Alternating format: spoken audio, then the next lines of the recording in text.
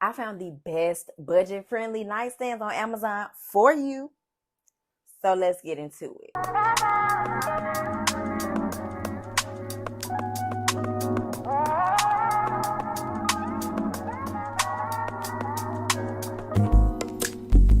It's not that I don't want you here.